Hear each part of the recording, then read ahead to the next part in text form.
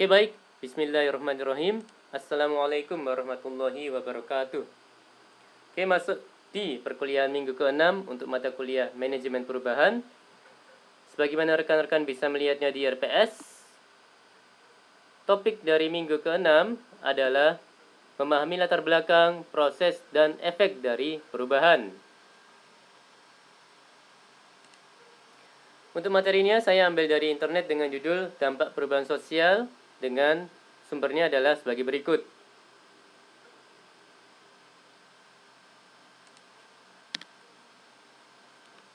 Masuk ke pendahuluan.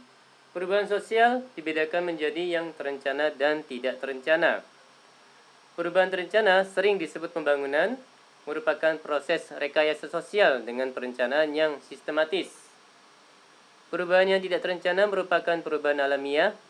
Oleh karena itu, untuk melihat dampak perubahan sosial bisa dilihat dari dampak yang bisa diprediksi dan dampak yang tidak diprediksi. Tidak bisa diprediksi. Dampak sosial teknologi. Teknologi diciptakan untuk membantu menyelesaikan masalah, atau kata lainnya adalah, kalimat lainnya adalah sarana memecahkan masalah.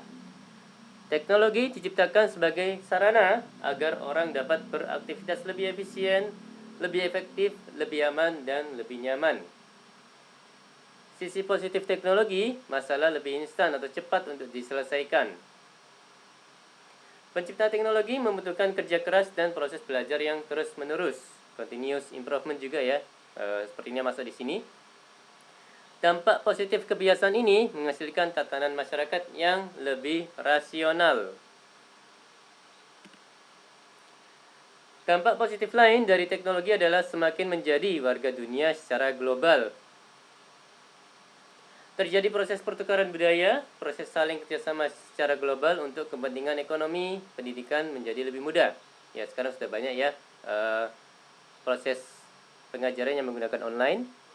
Selain dampak positif, teknologi juga membawa dampak negatif di dalam masyarakat, baik itu dampak fisik maupun psikis. Terdapat perubahan tingkah laku yang memberikan dampak yang cukup sulit diantisipasi. Dampak negatif lainnya adalah pencemaran lingkungan, seperti polusi udara, terkait teknologi transportasi dan produktivitas industrialisasi.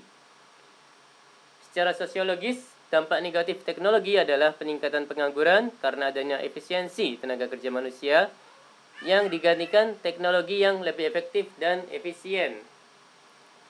Secara sosiologis, teknologi juga menjadikan masyarakat cenderung individualistik. Keterasingan juga merupakan dampak dari teknologi karena berkurangnya interaksi dengan sesama. Dampak negatif lain dari teknologi adalah budaya konsumtif. Masuk ke tanggapan terhadap perubahan sosial. Perubahan sosial selalu memiliki dampak negatif dan positif. Tanggapan atau respon yang diberikan masyarakat terhadap perubahan bisa beragam ya, seperti mendukung, menolak, atau apatis. Hukum perubahan adalah walaupun tidak ada dukungan, perubahan pasti berlangsung terus. Masuk ke disorganisasi sosial dan dampak yang tidak diharapkan. Manusia adalah makhluk berkelompok. Namun tetap diperhatikan kebebasan individu di dalam berkelompok. Hal ini karena apabila ketidakseimbangan antara kepentingan kelompok dan individu terus terjadi, maka akan muncul keterasingan hidup yang pada akhirnya menjadi kendala kehidupan. Kondisi ini merupakan gejala disorganisasi sosial. Hal ini karena hampir semua masalah pribadi individu berawal dari sulitnya berinteraksi dengan orang lain. Terdapat hubungan antara masalah individual dengan masalah sosial. Karakteristik individu sangat dipengaruhi kehidupan sosialnya. Kehidupan individu selalu dipengaruhi kehidupan sosialnya, dan tingkah laku seorang individu pada akhirnya akan memberikan pengaruh pada kehidupan sosial. Terdapat pola hubungan yang timbal balik. Harus terdapat keseimbangan antara kematangan sikap individu dan tanggung jawab sosial. Ya, suka atau nggak suka, norma sosial akan ada, aturan-aturan di kemasyarakatan, aturan-aturan hidup di masyarakat akan ada ya teman-teman ya. Perubahan sosial dan disorganisasi sosial. Disorganisasi sosial adalah gejala lepasnya keterikatan-keterikatan organisasi sosial yang pernah melembaga dari seorang individu. Merupakan dampak sosial dari perubahan sistem sosial, terutama dari sistem rural, pedesaan, ke sistem urban, perkotaan. Semakin jauh seseorang dari kehidupan sosial akan menciptakan sebuah tindakan disorder di luar norma yang melembaga dalam kehidupan bermasyarakat. Begitu sebaliknya, semakin terlalu dekat seorang individu untuk mempertahankan prinsip nilai dan norma kehidupan di masyarakatnya, maka akan semakin terasing dengan perubahan dunia luar. Jadi ya memang harus pas ya porsinya.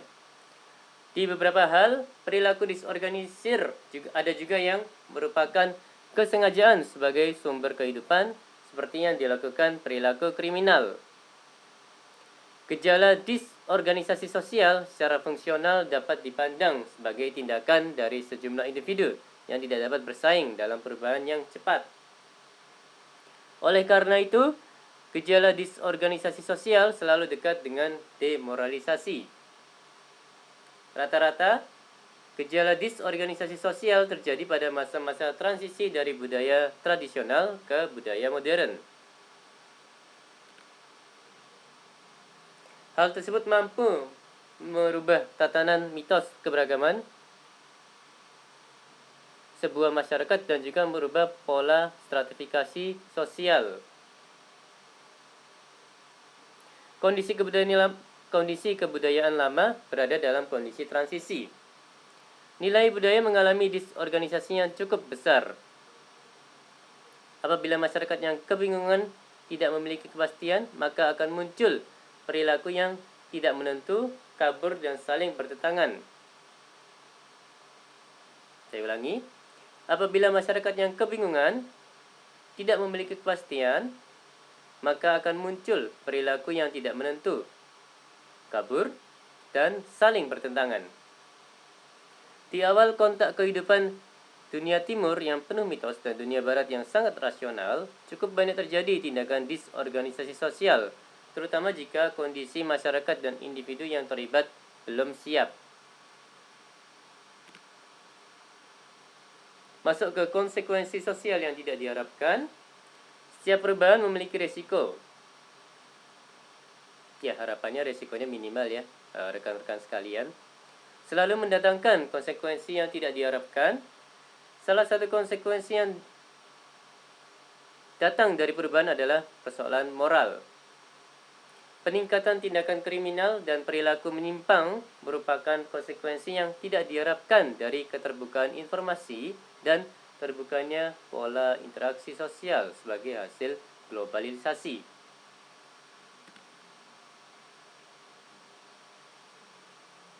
Begitu juga dengan perubahan terencana seperti pembangunan.